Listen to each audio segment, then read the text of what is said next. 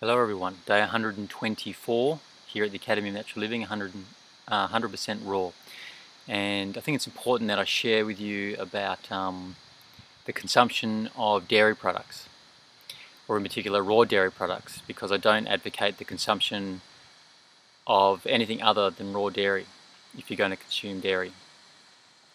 So, now raw dairy is an option for those people who are needing some animal product or feel they need some animal product in their diet, but want to stay vegetarian and may not like raw eggs. And I must stress that it has to be raw. Pasteurized dairy in any form makes the minerals less bioavailable, deranges the proteins, so they're less bioavailable, and also turns the fats rancid. So it must be raw. Now the other thing is, if we look at our history, humans didn't start, Homo sapiens didn't start consuming the milk of other animals, other animal species, until around 4000 BCE, before Common Era, when as a result of the agricultural revolution, we became more pastoralists and domesticated species that would give us milk. So we learned how to drink milk. Now, the vast majority of us are lactose intolerant because, after the age of 7 or 8 years, we no longer produce the enzyme lactase in our digestive tracts to split the lactose in milk.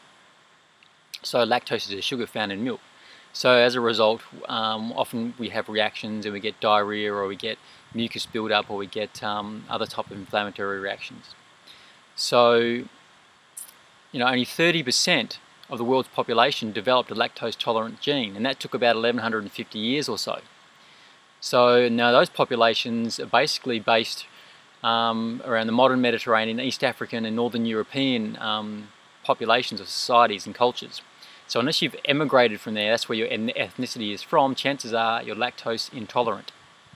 So in order to consume your dairy, and even if you're not lactose intolerant, even if you do find that you can drink or consume sweet milk quite readily,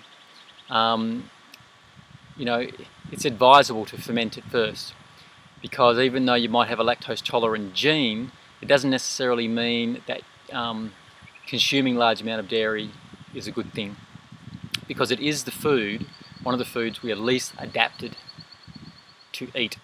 So when it comes to consuming dairy, it needs to be fermented.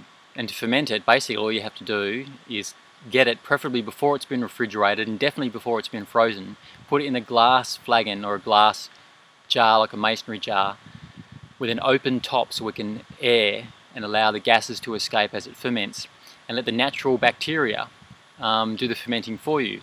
You can add it to kefir grains or the little kefir plant and ferment it that way and make yogurt. But another way of doing it is just allowing it to separate into the curds and the whey.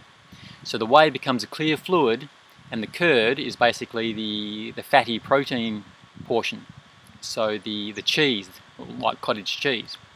And then you'll just pour that through either a pillowcase or a muslin bag or a stocking, but that's probably too porous, and allow it to separate. And depending on how soft you want the cheese, if you want a harder cheese, you'll let it drain longer. If you want a softer cheese, you keep more of the fluid in there. But you allow the whey to separate. The whey is a clear fluid. How long it takes to ferment? Well, we've had it ferment in like a day or two. Sometimes it can take several days.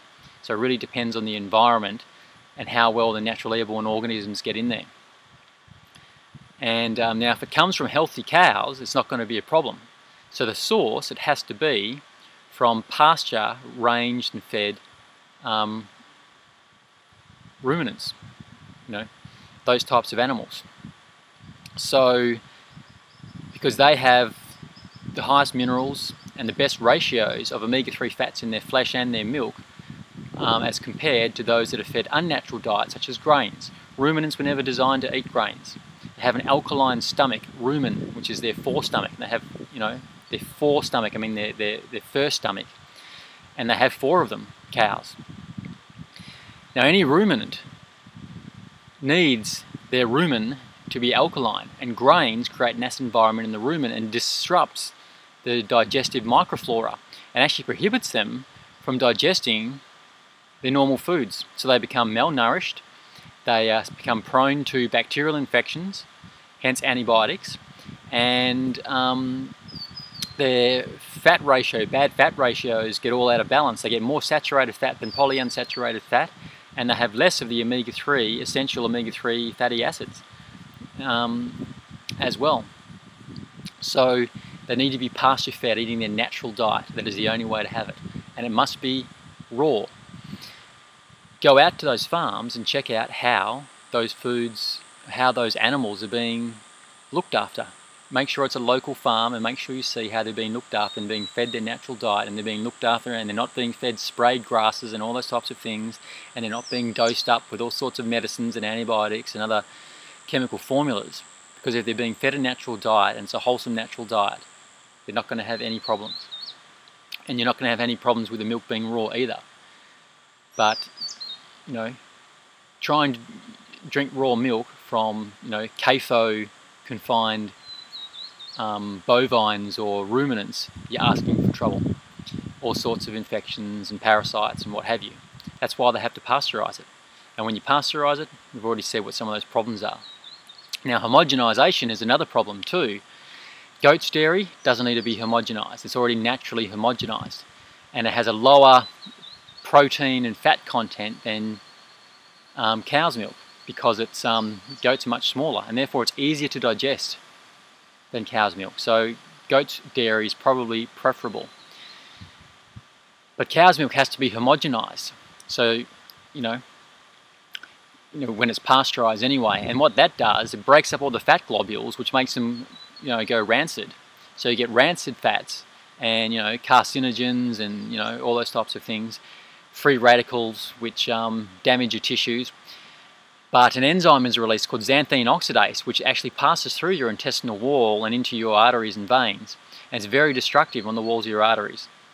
Creates scarring and lesions, which then must be plugged up with cholesterol, causing fatty plaques. So stay away from pasteurized and homogenized dairy. So now, no species consumes milk after the infant stage other than humans, and no species consumes the milk of other species other than humans. So it's not a normal or completely natural thing. But like I said before, if you want a bit of animal product and you're not prepared to eat flesh foods, you want to be a vegetarian, you're not prepared to eat eggs, then dairy is pretty much your only option. So now the whey has a higher carbohydrate content than obviously the curd part. The curd part is basically fat and protein. The whey is predominantly carbohydrate with a little bit of fat and protein. Now, to be a whole food, you should be eating both of them, because the whey is quite rich in magnesium. In fact, quite high in a number of minerals, including, you know, your calcium, phosphorus, I said your magnesium, quite high in zinc and selenium, an excellent source of B12 and an excellent source of all your amino acids, and your B group vitamins.